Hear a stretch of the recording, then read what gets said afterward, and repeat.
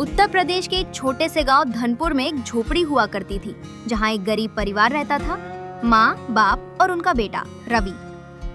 रवि का परिवार खेती हर मजदूरी करता था। ना बिजली थी, ना पानी की पक्की व्यवस्था। घर की हालत ऐसी थी कि बारिश होते ही अंदर पानी टपकने लगता था। रवि की उम्र मात्र 10 साल थी, लेकिन उसे बचपन जैसा कुछ नहीं मिला।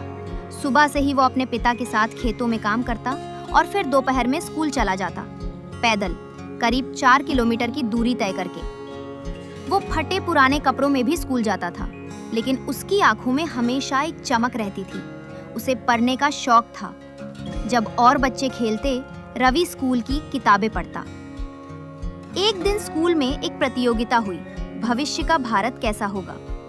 सभी बच्चों ने अच्छे अच्छे भाषण दिए, लेकिन जब रवि ने बोलना शुरू किया तो सभी चुप हो गए।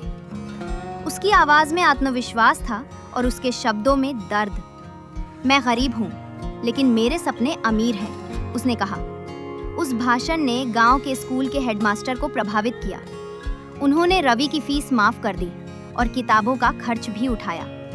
यही रवि की जिंदगी की पहली जीत थी। रवि की पढ़ाई का सफर आसान नहीं था। रात को दीपक की रोशनी में पढ़ना, दिन में मजदूरी में पिता की मदद करना और समाज के तानों से लड़ना उसकी रोजमर्रा की जिंदगी थी। गांव के लोग अक्सर कहते, पढ़ लिख के क्या करेगा ये, आखिर में हल ही तो जोतना है।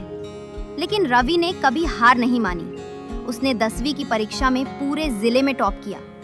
जब उसकी तस्वीर अखबार में आई तो गांव वालों की आंखें खुली। लेकिन असली संघर्ष अब शुरू होना था, 12वीं और फिर कॉलेज। रवि को लखनऊ के एक सरकारी कॉलेज में दाखिला मिल गया, लेकिन वहां रहना, पढ़ना और खाना, इन सब के पैसे कहां से आते। उसने कॉलेज के पास चाय की दुकान पर काम करना शुरू किया। सुबह 4 बजे चाय बनाता और फिर क्लास जाता, रात को ट्यूशन पढ़ाता। वो दिन में छात्र था और रात में मजदूर। इसी बीच उसने कंप्यूटर सीखना शुरू किया। किसी ने बताया कि डिजिटल इंडिया में स्किल्स की बहुत वैल्यू है। रवि ने मुफ्त ऑनलाइन कोर्सेज से कोडिंग सीखना शुरू किया। कॉलेज के आखिरी साल में रवि ने एक छोटी सी वेबसाइट बनाई, ग्रामीण उड़ान। इसका मकसद था गांव के बच्चों को ऑनलाइन फ्री में